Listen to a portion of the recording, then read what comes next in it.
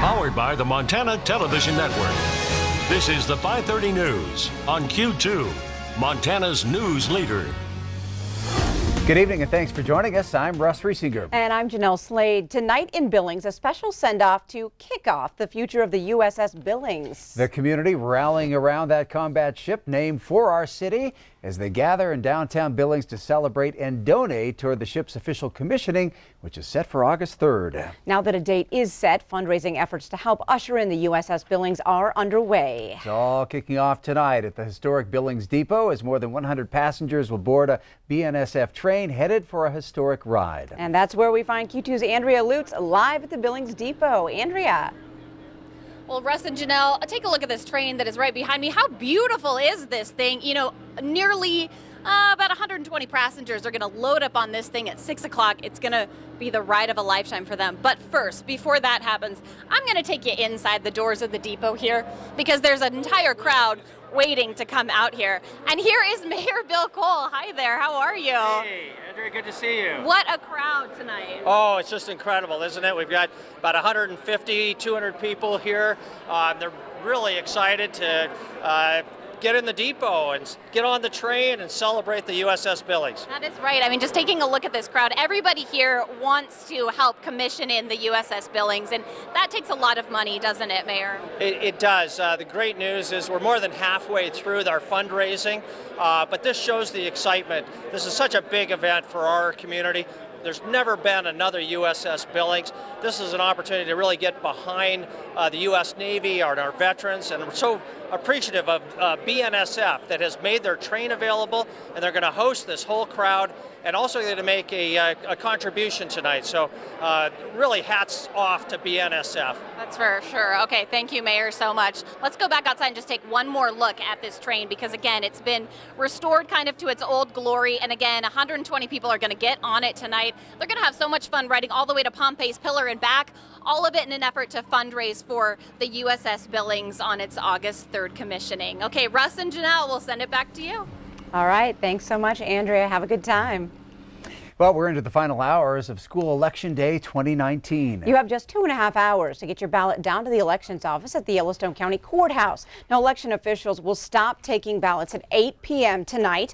As of 2 o'clock today, election officials had received about 40,000 ballots. That's about half of the 82,000 issued to Yellowstone County voters. In addition to school board members, voters across Yellowstone County will decide whether or not to pass school bonds and levies. In Billings, School District 2 is requesting a $970,000 operational high school levy. That levy would pay for new textbooks, classroom technology, and 4 career counselors for the Billings high schools. The Laurel School District is asking taxpayers for a $3 million building reserve levy.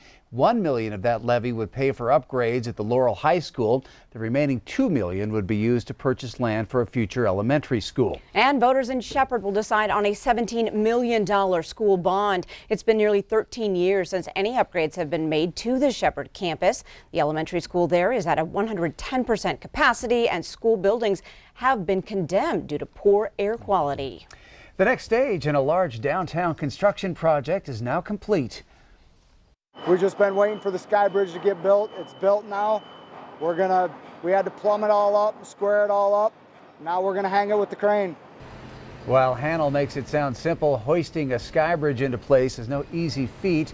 Once that area was prepped, construction crews were able to get the 95-foot, 22-ton structure into place in just about 30 minutes. The bridge will connect the Stillwater building and a new parking lot, which is still under construction. The bridge was connected to the parking lot, but there's still about a 4-foot gap between the bridge at the Stillwater building. It was necessary to get the bridge hoisted into place. The Stillwater building used to be the old federal courthouse and was renovated after asbestos concerns. Now it's home to new offices. Well, Q2 also stopped by the Alberta Bear Theater today to take you inside for an update on the $12 million demolition and remodel. New curtains will be installed, as well as an extension of about 15 feet per side of the building. The construction will extend the structure out to the curb line, allowing for more ease to move through the lobby and mezzanine. New seating will also be installed, along with updated acoustics. About 3 months of demolition remain before those additions and remodel begin.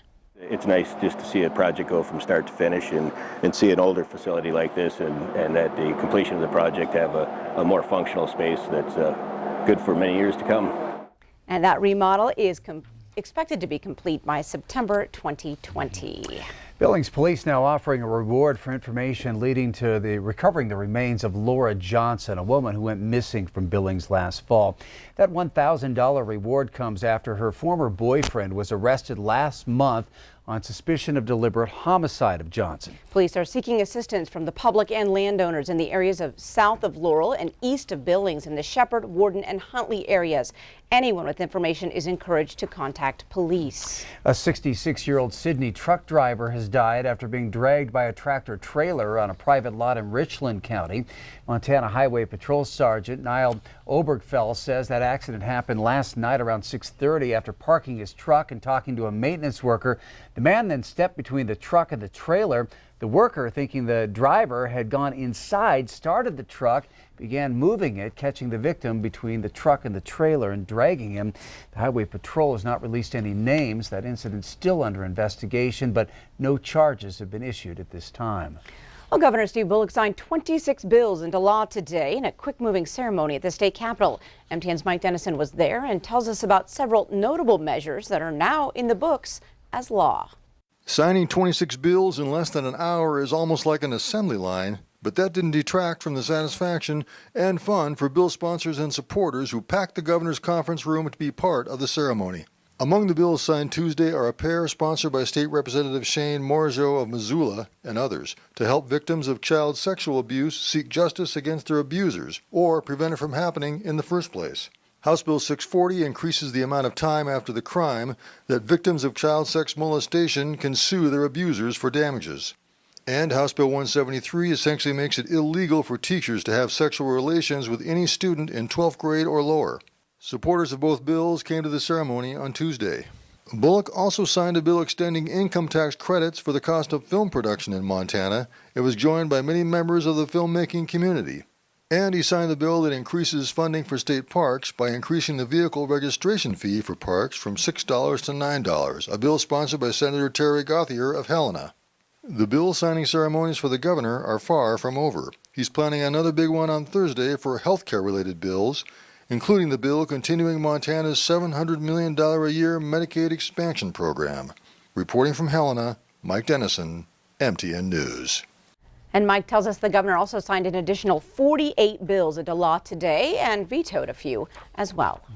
Well, athletes are often seen as role models, and not just on the court. An example of just that, Marissa Vanetta, a Rocky athlete diagnosed with leukemia on September 22nd, 2017. Now, she went to Denver for treatment immediately after hearing the news, returned home, and after her final treatment in March of 2018, the biopsy and pathology came back completely clear. She was cancer-free. Now, she found out Easter of 2018, just a little over a year ago. Now this year, she'll tell her story of perseverance at the Montana Women's Run Dinner on Friday. And Q2's Zoe Zandora is standing by with more. Zoe?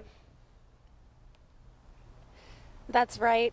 After hearing Marissa's story, she went back to playing basketball at Rocky after 9 months of isolation and 3 months, just 3 months to get prepared for the season. She played this year at Rocky and she just graduated last weekend. And your story is unbelievable. Thanks so much for joining me. Once I got to know you and talk to you, you said a lot of your recovery was about mental health and well-being and eating healthy and staying fit. I just wanted to know, how has that been so important to you?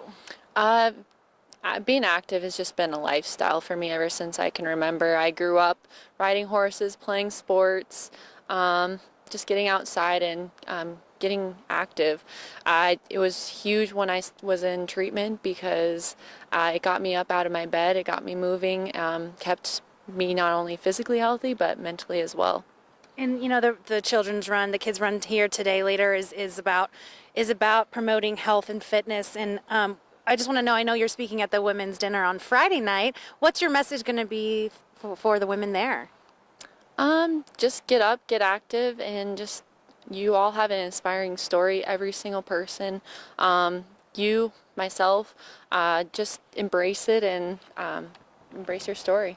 And I know that you didn't. I know that you didn't stop working out the whole time you were recovering. You know, I know that you told me you didn't put down the weights the whole time. Can you talk a little bit about that? You being stuck, you know, in one area. Yeah, no. When I was down in Denver, I was stuck to my hospital room and one floor. Basically, I would walk 26 laps to make a mile, or I would hop on the little bike and pedal away for 10 or 20 minutes. And then they gave me resistance bands. So I would just, if I wasn't feeling up to getting out of bed, I would just sit in bed and do a little workout here and there with those. And just little things can add up over a long time. And I watched my success over the 3 months where I could barely do a couple push-ups to I was knocking out 10 or 20 in a row. So staying healthy and fit for kids and throughout our life is pretty much your message. It is. I think starting at a young age, it really it grows with you. For me, when I'm sitting around, I start itching to work out more, and so. All right. Well, that's the message here. And again, the kids' run is going to be here at Rocky Mountain College. It's going to be around 6 o'clock starting off, and it's free, so you still have time to come down. Back to you. All right. Thank you, Zoe. And there's, of course, still time to sign up for the Montana Women's Run. That's this Saturday in downtown Billings. You can head to womensrun.org and sign up. Coming up on tonight's 5:30 News, a hardened woman earning statewide recognition for her mission to reduce cancer deaths. We'll meet her. And in sports, can Q2's Athlete of the Week high jump over someone his own size? Scott will introduce us to Julius Mims. And coming up in weather, you know, this weekend is Mother's Day, and we have a forecast that's going to be so nice, it's going to put a smile on most mothers' faces. We'll tell you all about it coming up. You're watching MTN News with Jeanelle Slade and Russ Riesinger. Storm Tracker weather with Bob McGuire. And sports with Scott Green. This is the 5:30 News on Q2, Montana's news leader.